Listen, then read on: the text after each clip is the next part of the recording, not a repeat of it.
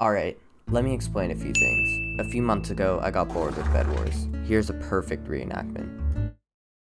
No. So yeah, anyways, I needed a new thing to do first. Would you look at that?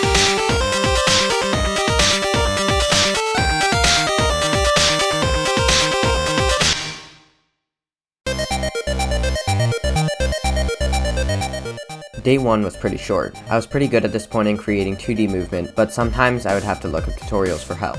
The first thing I did was set up a scene I was going to use, a simple white square and a simple rectangle.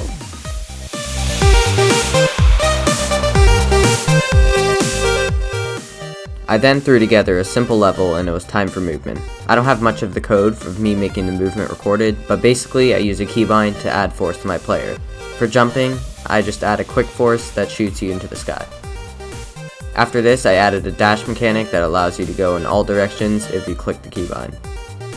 I added a bunch of other stuff like post-processing, wall grabbing, and traps, but now came the annoying parts.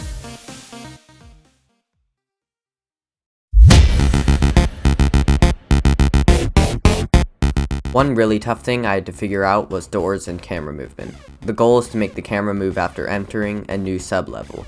I want the direction it goes to be customizable for every sub-level as well. For a professional, this may have been an easy task, but for me it took 3 hours to complete with a total of 4 files. Here's the finished result.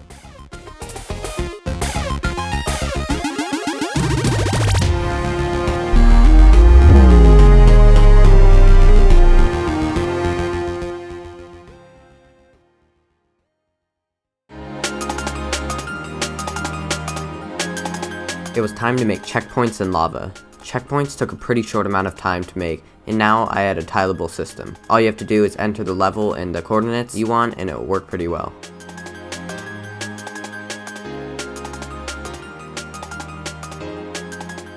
However, I needed to make it so you couldn't enter previous levels, because this is more of a speedrunning game. I thought about creating walls that could block the pathway after entering a new level, but that would cause some bugs. After a while, I just realized I should just attach some walls to the camera.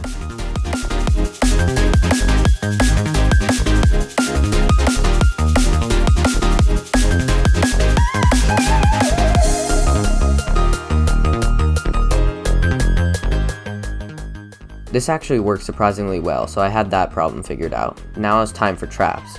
Traps are also pretty easy, so I created a simple square for lava and a folder it would be put in. Pretty much everything in this folder would be able to kill you, which would be really good for my future level making. After the lava was finished, I called it a day.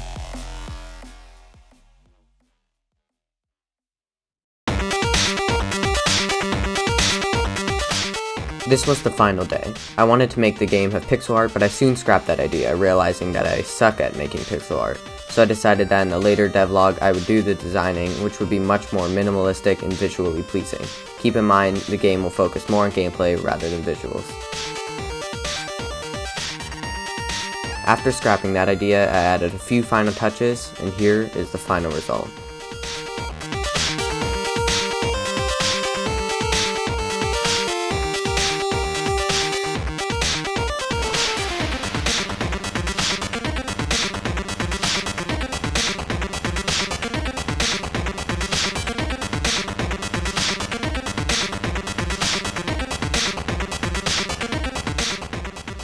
Thank you for watching episode 1 of the devlog. Let me know your feedback or ideas in the comments, and I'll see you guys soon.